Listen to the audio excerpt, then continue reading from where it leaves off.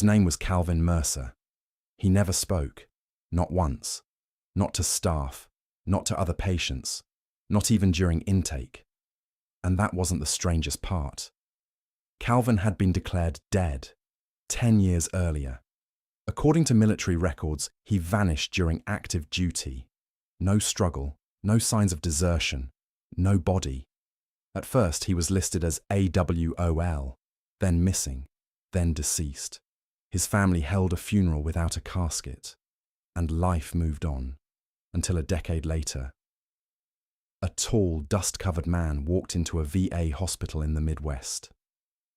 He approached the intake desk calmly, looked directly at the nurse, and said, "I've been dead for 10 years. Those were the last words he ever spoke. He wore outdated clothes, brittle with age, boots caked in dried dirt, the exact style listed in his original missing report. He carried no identification.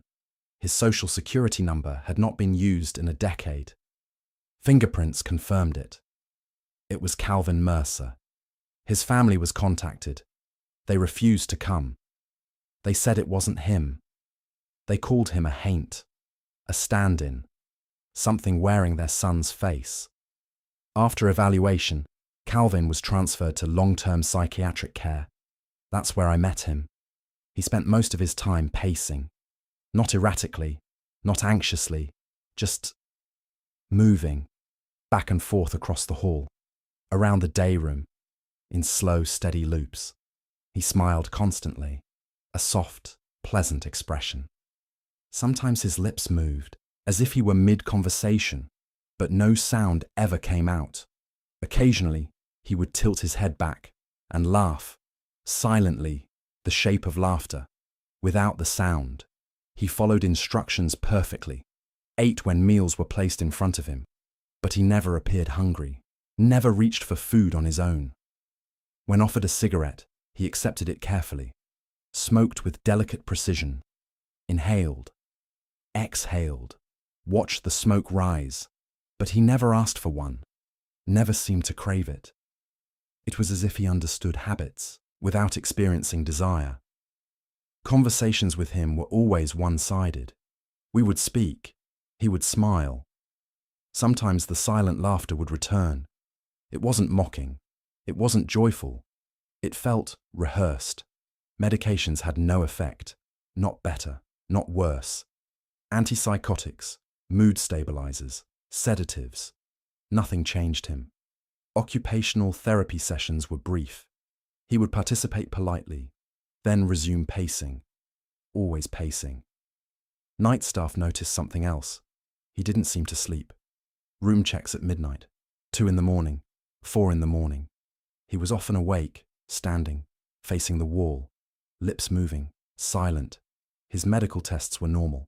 Vitals stable, blood work unremarkable, neurological scans clear. Physically, he was completely healthy, but something about him felt unfinished. On my last day at the facility, I saw him outside in the parking lot during supervised recreation. The sun was setting. Long shadows stretched across the pavement. He paced along the fence line. Then he stopped, slowly turned his head toward me, smiled wider than I had ever seen, and threw his head back in that silent laugh. No sound crossed the lot, but I felt it. Years have passed since then. Calvin Mercer remained at that facility for a long time, unchanged, pacing, smiling, silent. No one ever discovered where he had been for those 10 missing years. No one explained why his identity was confirmed, yet his presence felt wrong. And no one could convince his family that he had truly come back. Some mysteries in healthcare have diagnoses, some have paperwork, and some are simply filed away under Unexplained. If you enjoy hospital horror stories inspired by real accounts from medical professionals, make sure to subscribe so you don't miss our weekly cases. And until next time, keep the light on.